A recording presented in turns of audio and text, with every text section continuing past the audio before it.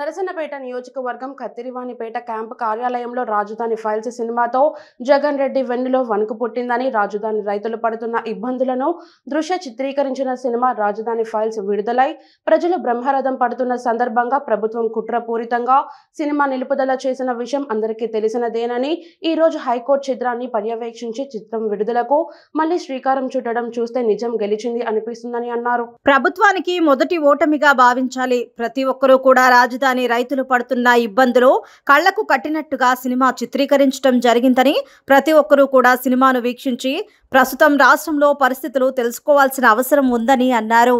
రాజధాని file cinema నిన్న దినం రిలీజ్ అయింది.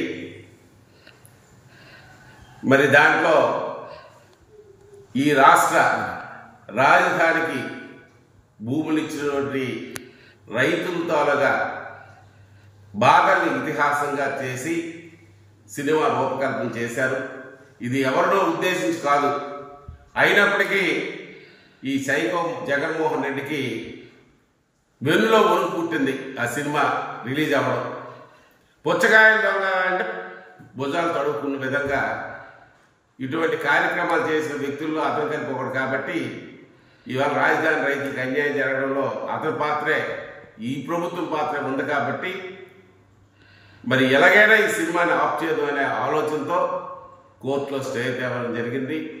ఇవాళ కోర్టు అన్ని పరిశీలించి సినిమాని కలిపి వీక్షించి దీంట్లో ఎటువంటి అసభ్యకరమైన విధానాలు లేవు, ఏదో తప్పుడు విధానాలతో సినిమా తీయలేదు.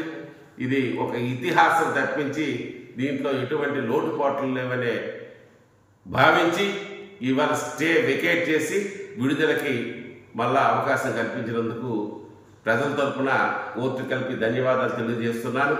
న్యాయం గెలిచింది.